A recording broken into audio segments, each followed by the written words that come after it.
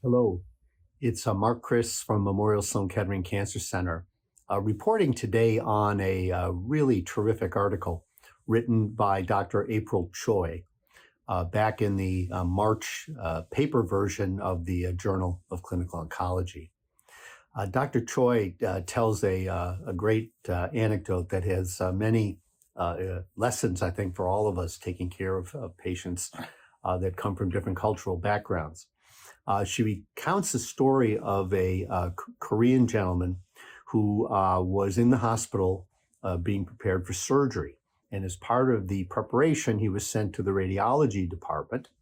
And in the radiology department, after he completed his test, the technician there said to him, "You can go now." He interpreted that to mean he could go home. So he went back to his room, took off his gown, put on his street clothes, and was walking out the door, only to the great chagrin of the nursing staff on the floor that thought he was leaving AMA. He had erroneously thought that when he was told he was good to go with his limited language skills, that it was time for him to go home. Dr. Choi, a Korean American who spoke Korean, was able to clarify the situation. By the way, the patient went on to have a very successful cancer treatment.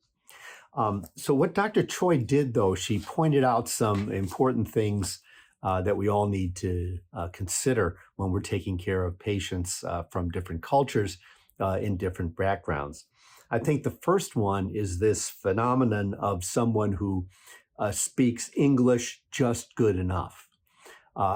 Folks give us native English speakers the idea that they understand everything we say, but they really don't.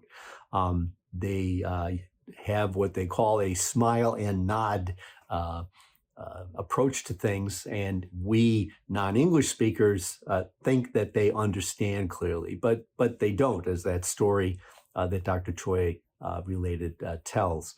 And we really need to be very careful, particularly when we're making very technical and complex discussions.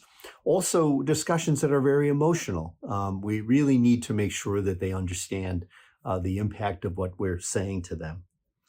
I think the other point that Dr. Choi raises is that the truth is that the healthcare situation, no matter what background or culture we're from, is a new world. I mean, we in essence are immigrants there. And I just had a recent experience. I'm an oncologist. I live in the oncology world, but I was just dragged into the nephrology world with one brother-in-law and the cardiology world with another brother-in-law. Both of those worlds are not where I spend my time, and it's a different culture, different facts that need to be understood. And even somebody that kind of thinks they know a lot about this, it's all different to us. And I'm a healthcare professional, or allegedly so. For somebody who doesn't have healthcare training, that's even more of a problem. And we really need to think about the fact that we're immigrants there. So I think a couple of things to think about is that, again, it's all new to people. And please remember, people, they get advice from disparate sources, friends, relatives, the Google, and not all of that advice is correct. And more often than not all of that advice really applies to them. So we really need to take that into account. And people get into this new world of oncology not really having the best information. There still is a language barrier, and sometimes it's hidden. And folks want to say that they can speak adequate English. They want to assimilate like we and all of our ancestors did when we first came to this country, but they don't really understand it. We have to be careful of that. And it goes not just for a language problem, but also for the other issues as well. The other thing that Dr. Choi mentions is we need to pay more attention to what gives us comfort. And I'm going to pick, I'll call them the three F's: family, friends, and food. And it's kind of important, I think, particularly when we meet people for the first time, to think about those things that will give them comfort.